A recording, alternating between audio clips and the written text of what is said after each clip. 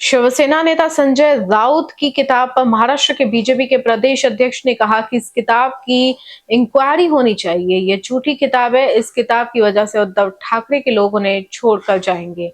देखिए आगे और क्या कहा उन्होंने। शिवसेना उद्धव गुट के सांसद संजय राउत की नई किताब नर्क का ताला स्वर्ग को लेकर बावनकुले ने तीखी प्रतिक्रिया दी।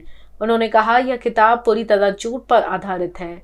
किताब में झूठी कहानियां गढ़ी गई हैं। इससे उद्धव ठाकरे को नुकसान होगा और उनके कार्यकर्ता उन्हें छोड़कर जाएंगे। बावनकुले ने भी दावा किया कि संजय राउत की वजह से ही महाविकास आघाड़ी गठबंधन टूट रहा है।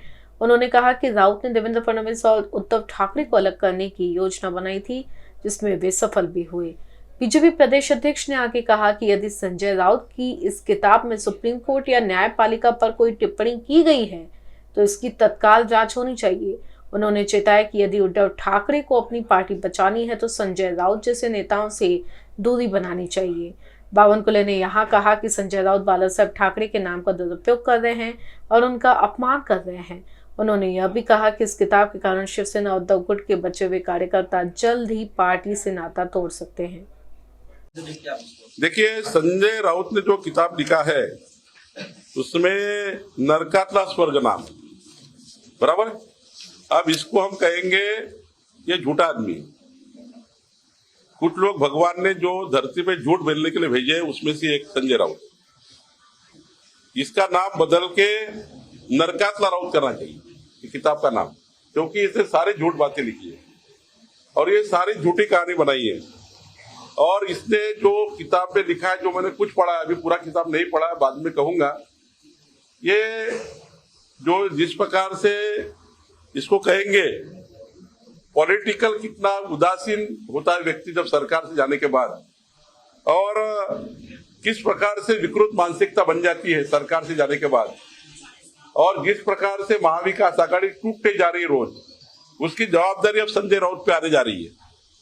संजय राउत ने शरद पवार जी को पकड़ा, वो शरद पवार जी छोड़ के जा रहे। उन्होंने एकनाथ शिंदे ऐसे कार्यकर्ता को बाहर निकाल दिया, उद्धव ठाकरे जी के उनके मिसगाइड करके उद्धव ठाकरे जी को एकनाथ शिंदे जी बाहर चले गए। अब वो कांग्रेस पार्टी भी रोज उनसे दूर जा रही है। तो ये जो हो रहा है महाराष्ट्र में, और उनके भी कार्यकर्ता, उद्धव ठाकरे के भी कार्यकर्ता ये बोल के जा रहे हैं कि वक्फ बोर्ड की सुधारना जो विधेयक आया, जो वहां दुरुस्ती का विधेयक आया था वक्फ बोर्ड का, उसमें उद्धव ठाकरे ने खिलाफ मतदान किया। वक्फ बोर्ड के जो एक विधेयक सरकार ने मंजूर किया, केंद्र सरकार ने, जिसमें पूरे वक्फ बोर्ड की जगहों के बारे में नियम बनाया, उस एक्ट का विरोध ये संजय राउत की वजह से उद्धव ठाकरे ने किया। इस वजह से उद्धव ठाकरे के लोग छोड़ के जा रहे हैं। इसलिए इनको अभी लग रहा है कि अब शिवसेना जो बदनाम होती जा रही है, उद्धव ठाकरे बदनाम होते जा रहे हैं, उसके लिए ये लोग, इसके लिए संजय राउत जवाबदार अब दिख रहे हैं।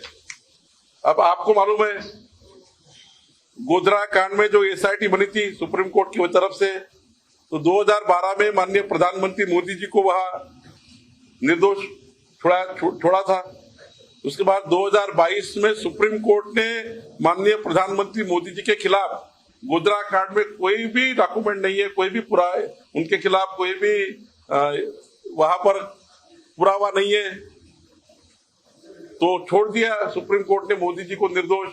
ये उसको मालूम है संजय राउत को, ये कोर्ट का निर्णय है। तीसरा, यहाँ पर माननीय अमित भाई के बारे में उन्होंने कहा, तो मैंने अमित भाई का 2010 में अमित भाई को, तो आपको मालूम है कितनी पॉलिटिकल, किस प्रकार से अटैक करके अमित भाई को जेल में डाला गया था। देश ने देखा है किस प्रकार से जकड़कर अमित भाई को पुलिस लेके गई, किस प्रकार से अटैक किया गया दिल्ली और वो समय के राज्य सरकार ने और केंद्र सरकार ने।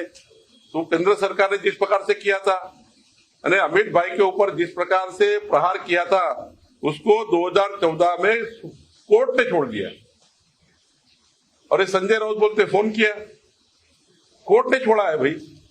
उसके बाद 2014 के बाद जब अमित भाई को छोड़ा गया, अमित भाई ने जिस प्रकार से देश में काम किया, आज विकसित भारत का संकल्प जो मोदी जी ने किया है, वो संकल्पों को आगे लेके जाने का काम देश की जनता को साथ में लेकर मोदी जी कर रहे हैं। और ऐसे में ये जो संजय राउत है, इनको पूरी बात मालूम है कि माननीय देवेंद्र फडणवीस जी ने, मैं उस घटना का साक्षी हूं, सरकार का साक्षी हूं, मैं मिनिस्टर था, पावर मिनिस्टर था, 2014 से 19 माननीय उद्धव ठाकरे जी को बड़े भाई के स्वरूप में देखा देवेंद्र फडणवीस जी ने। और मुझे ये मालूम है देवेंद्र जी ने भारतीय जनता पार्टी के एक आधे नेता का काम बाजू किया होगा, लेकिन उद्धव ठाकरे ने बोला हुआ हर काम भाई के जैसे किया है। देवेंद्र जी ने कभी भी उद्धव ठाकरे जी को बड़े भाई के स्वरूप में माना, इसका मैं साक्षी हूं। और ये संजय राउत देवेंद्र जी को और उद्धव जी को बाहर करने के लिए, तोड़ने के लिए पूरा प्लान कर रहे थे, और वो प्लान उन्होंने सक्सेस करने का प्रयास किया 2019 में। 2019 में जिस प्रकार से संजय राउत ने उद्धव ठाकरे जी को दूर किया, शिवसेना को दूर किया, एकनाथ शिंदे जी को दूर किया, अब तो सारे लोग छोड़ के जा रहे हैं। तो मुझे लगता है कि अब जो संजय राउत पर आ पड़ी है, महाविकास आघाड़ी पे ठिकरा फोड़ रही संजय राउत पे, अब उद्धव ठाकरे के कार्यकर्ता भी संजय राउत पे भिड़े हुए हैं, उधर शरद पवार जी भी संजय राउत को भी छोड़ते जा रहे हैं, उधर वो कांग्रेस पार्टी तो नाना पटोले और विजय वडेट्टीवार तो पूछते ही नहीं है उनको, संजय राउत को, और वो कहते हैं कि संजय राउत की वजह से हमारी महाविकास आघाड़ी लंबी हो गई। तो ये जो हो रहा है महाराष्ट्र में, इस वजह से ये जो किताब लाई है उन्होंने, ये झूठी किताब है। कोर्ट और सुप्रीम कोर्ट के बारे में अगर इन्होंने टिप्पणी की होगी तो इनकी इंक्वायरी होनी चाहिए।